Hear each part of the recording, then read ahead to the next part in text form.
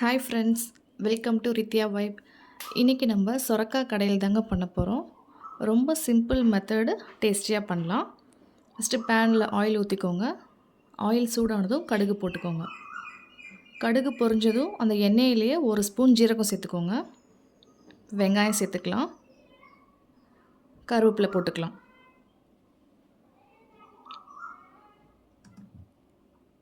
வெங்காயம் நல்லா வதக்கி விட்டுக்கோங்க. வெங்காயம் நல்லா வதங்கினதுக்கப்புறம் 2 மீடியம் சைஸ் தக்காளி நான் கட் பண்ணி வச்சுருக்கேன், அதையும் சேர்த்துக்கலாம். கூடவே உப்பு போட்டுக்கோங்க. உப்பு போட்டு வதக்கினோம்னா தக்காளி நல்லா சாஃப்டாக குழஞ்சிரும்.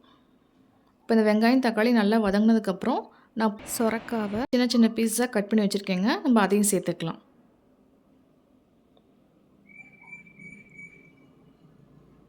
இந்த வெங்காயம் தக்காளி கூட இப்போ 1 நிமிஷம் கிளறி விட்டுக்கோங்க. இப்போ மசாலாலாம் சேர்த்துக்கலாம். மஞ்சத்தூள் 1/2 ஸ்பூன் சேர்த்துக்கோங்க. மல்லித்தூள் 1 ஸ்பூன், கரம் மசாலா, மிளகாத்தூள் தேவையான அளவு எல்லாம் சேர்த்து இந்த மசாலா கூடயே கிளறி விட்டுக்கோங்க.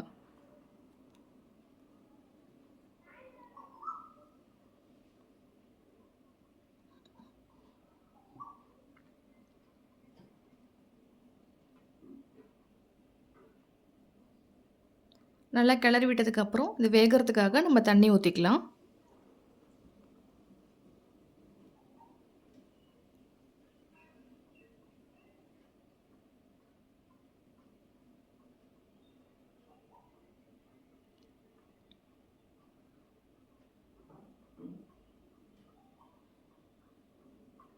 லைட்டாக ஒரு மிக்ஸ் கொடுத்துட்டு தண்ணி கொதி வந்ததும் மூடி வச்சுக்கோங்க. ஒரு 15 மினிட்ஸ் குக் பண்ணுங்கள். 15 மினிட்ஸ்க்கு அப்புறம் பார்த்தீங்கன்னா காய் நல்லா வெந்திருக்கும். காய் நல்லா வெந்ததுக்கப்புறம் இந்த மாதிரி மசிச்சு விட்டுக்கோங்க. அப்போ தான் கிரேவி நல்லா திக்னஸாக இருக்கும். டிஃபனுக்கெலாம் வச்சு சாப்பிடும்போது நல்லா டேஸ்டியாக இருக்கும்.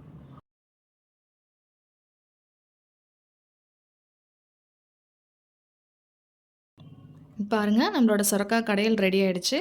ஃபைனலாக நீங்கள் கொத்தமல்லி போட்டு ஆஃப் பண்ணிக்கோங்க. இது ரொம்ப சிம்பிள் மெத்தட் தாங்க. கண்டிப்பாக நீங்களும் ட்ரை பண்ணுங்கள். இந்த ரெசிபி உங்களுக்கு பிடிச்சிருந்தா மறக்காமல் நம்ம சேனலை ஃபாலோ பண்ணிக்கோங்க, சப்ஸ்கிரைப் பண்ணிக்கோங்க.